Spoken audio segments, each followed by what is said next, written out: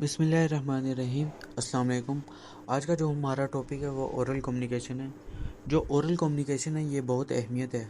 अगर आपका ताल्लुक किसी एजुकेशनल डिपार्टमेंट से है या आप किसी ऑफिस वगैरह में काम करते हैं तो ओरल प्रिपरेशन के लिए आपको ये कम्युनिकेशन स्किल आनी चाहिए। आपको प्रेजेंट किस तरह प्रेजेंट करना है, कोई अपनी बात किस तरह रखनी है, ये सब स्किल आपको आनी चाहिए। जो ओरल कम्युनिकेशन है वो कैन बी फॉर्मल और इनफॉर्मल होती है। जो फॉर्मल होती है वो हमें प्रिपेयर करनी पड़ती है, मतलब उसमें हमें रूल और रेगुलेशन का ख्याल रखना पड़ता है और देखना पड़ता है कि हम किस जगह बात कर रहे हैं और हमें क्या बात करनी चाहिए। जो इनफॉर्मल होती है वो हम बगैर प्रिपरेशन के करते हैं कि वो उसमें हम आते हैं कि हम अपने दोस्तों के साथ जो बातें कर रहे होते हैं या किसी टीचर के साथ कोई सवाल कर रहे होते हैं, वो कोई प्रिपेयर्ड नहीं होता। वो वक़्त के हिसाब से हम अपने ज़हन में आ जाता है कि ये वाला सवाल हमें अभी लेक्चर के दौरान ये वाला सवाल पूछना चाहिए। ये आता है इनफॉर्मल में।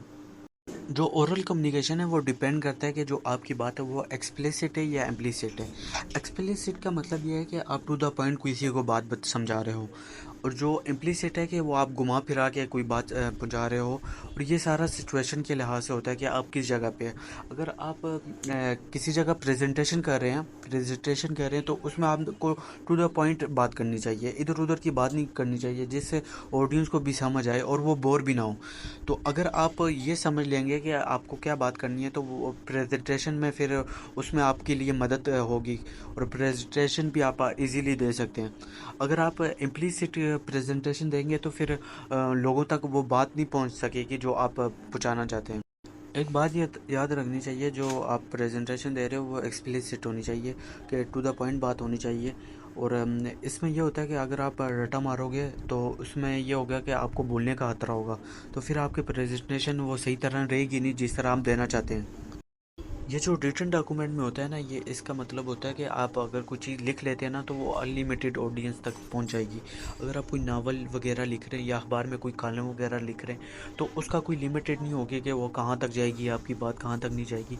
वो अनलिमिटेड बात आपकी पहुँच सकती है, बाहर के ममालिक में भी जा सकती है, किसी और जगह भी जा सकती है, तो उसकी कोई लिमिटेड नहीं होगी। तो इसमें जो होता है वो डायरेक्ट ऑडियंस नहीं होती, कि मतलब आप सामने किसी बैठ को समझा नहीं रहे होते।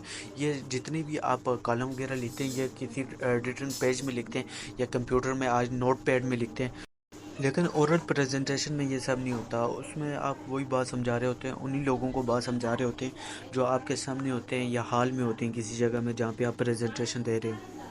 उसके बाद हम बात करते हैं ओरल प्रेजेंटेशन की। जो ओरल प्रेजेंटेशन है वो दो तरह की होती है। एक होता है इन्फॉर्मेटिव स्पीकिंग। इन्फॉर्मेटिव स्पीकिंग में ये होता है कि हम कोई बात समझा रहे होते हैं किसी को, या सिखाने के लिए कोई बात समझा रहे होते हैं, तो वो आता है इन्फॉर्मेटिव स्पीकिंग में। तो इसका मेन जो पर्पज़ होता है वो यही होता है कि आप किसी को कोई बात समझा सकें।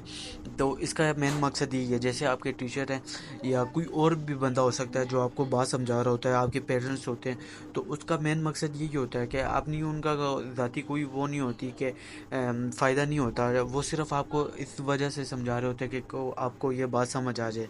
मेन मकसद यही होता है कि आप अगले बंदे को कुछ ना कुछ समझा सकें या कुछ इन्फॉर्मेशन आप दे सकें। ये इन्फॉर्मेटिव स्पीकिंग में आता है। जैसे टीचर कोई लेक्चर लेता है आपके, तो वो आपके कंसेप्ट क्लियर कर रहा होता है, तो वो भी इन्फॉर्मेटिव स्पीकिंग में ही आता है। नेक्स्ट हमारे पास आता है परसुएसिव स्पीकिंग। इसमें होता है कि हम अगले बंदे को इन्फ्लुएंस कर सकें या अपनी बात थोप सकें, या हम कुछ भी ऐसा कर सकें जिससे वो इन्फ्लुएंस हो सके, वो हमारी बात मान सके। जैसे आजकल सियासतदान अपनी जो सियासत को चमकाने के लिए ये इसका सहारा लेते हैं, वोटिंग का सहारा लेते हैं, तो उसमें लोगों को इन्फ्लुएंस करते हैं कि आप हमें वोट दें, तरह तरह की बातें करते हैं। तो ये आता है परसुएसिव स्पीकिंग में। तो इसमें शॉपकीपर भी आ जाता है कि वो अपनी जो होता है उसके पास पड़ा होता है, स्टॉक पड़ा होता है, उसकी वो खूबियाँ बयान कर रहा होता है कि ये चीज़ अच्छी है, ये बुरी है, ये अच्छी है, तो ताकि आप वो बाय करने पे मजबूर हो जाओ।